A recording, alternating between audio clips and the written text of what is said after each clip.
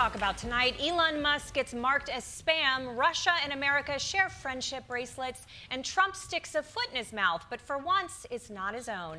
So let's get right into it.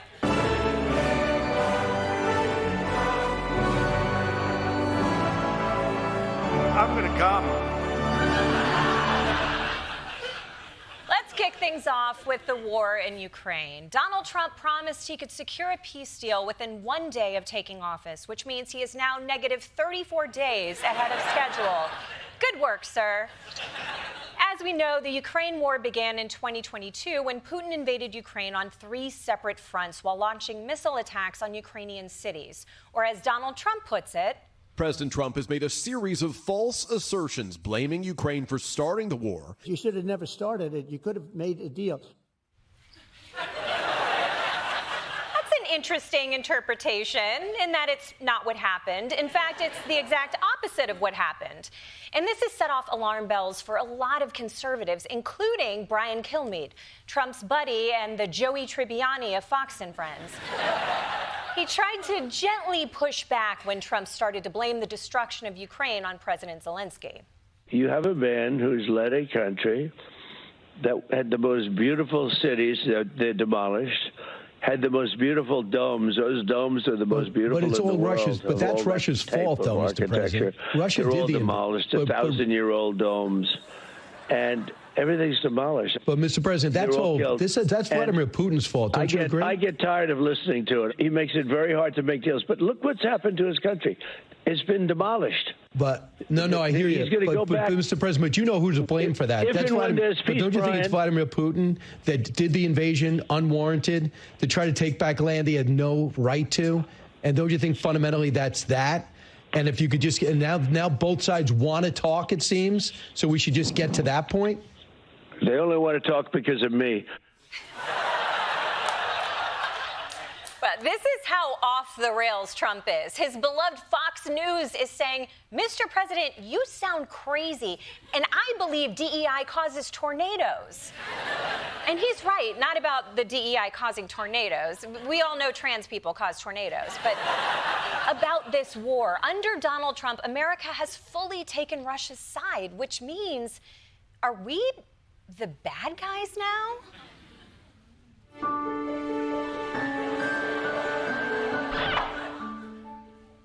Well, that didn't answer that. But I think we might be the bad guys. It's not just Republicans who are alarmed. The entire continent of Europe is freaking the out. If the United States will help Russia take over Ukraine, who's next? Poland? Latvia? Slovenia? Slovakia? Albania? Estonia? Yeah, I got a 97 in AP Geography. Thank you. Thank you. I would have gotten 100, but I misspelled my name. So yesterday, Europe tried to get Trump back on its side by sending over its most charismatic Trump whisperer, Emmanuel Macron of France. And right from the start of that meeting, you could really see how he let his guard down. Par la discussion sur les minerais critiques qui sont en train de finaliser. That is the most beautiful language. I have no idea what he's saying, but that is the most elegant, beautiful language. Yeah, Trump just loves the French accent, probably because it's the native tongue of his hero, Pepe Le Pew. Something about that pervert skunk that Trump finds so relatable. But Macron's accent gives him a lot of leeway to gently correct Trump every time he spews bullshit. I mean, this war costed all of us a lot of money. And this is the responsibility of Russia, because the aggressor is Russia. Europe is loaning the money to Ukraine. They get their money back.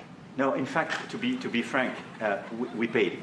We paid 60% of the total effort. And it was through, like the US, loans, guarantee, grants, and we provided real money.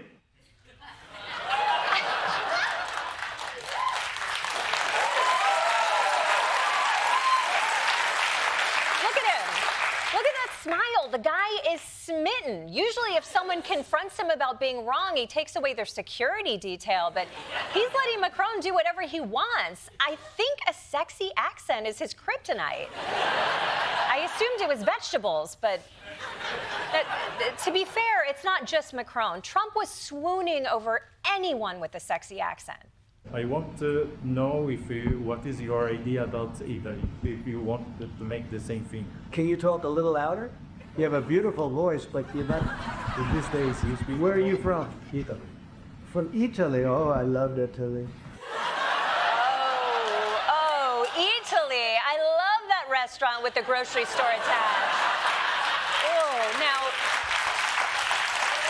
love it. So good.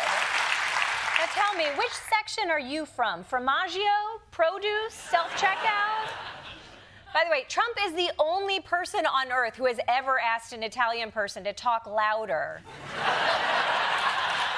Of course, as we saw last week, not every accent does it for him. Sometimes it just confuses him. Mr. President, people in India would be welcoming your decision to extradite Habur Rana to... I can't understand a word he's saying.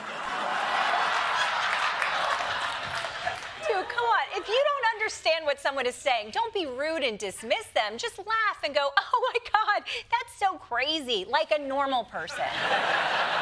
I mean, is Trump sure that he wants to be president? Because this is the worst job in the world if you don't understand accents. It's like working as an escort if you're still not 100% sure which hole it's supposed to go in.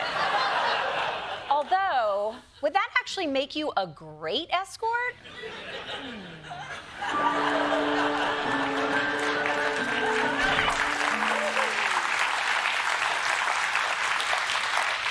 I guess we'll never know.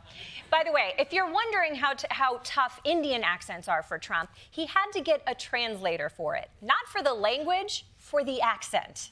It is evident that how the deep state of United States was involved in regime change. So what is your point of view about the Bangladesh? Soros, and what is the role that the deep state played in the situation in Bangladesh? I can't believe Doge is going around looking for inefficiencies. Meanwhile, Trump has an English-to-English translator.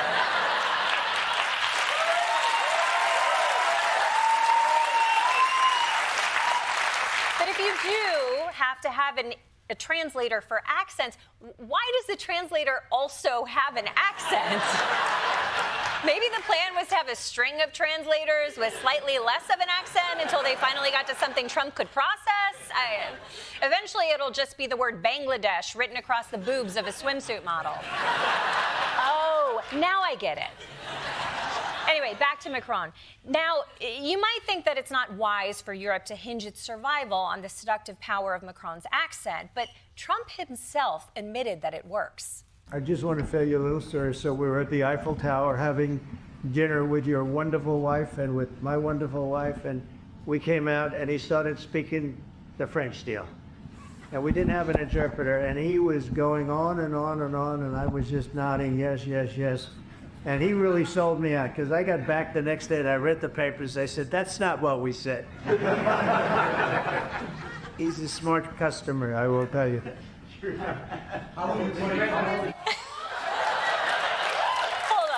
Hold on. Forget the accent. What was going on with that handshake? Are they doing the, no, you hang up, but with their hands? Before we figure out Russia and Ukraine, we need a peace deal for the world's weirdest thumb war. So maybe this isn't going to come down to words at all, because if you've noticed how Trump and Macron interact, their hands alone tell a story. Deux chefs d'État, bloqués dans un conflit éternel. Leurs mains luttent de la paume aux ongles. À quoi servent les mains? Elles tirent, elles empoignent, elles repoussent. Mais les mains peuvent aussi se rejoindre. Des mains tendues, qui me touchent, qui vous touchent. Le monde entier dans leurs mains.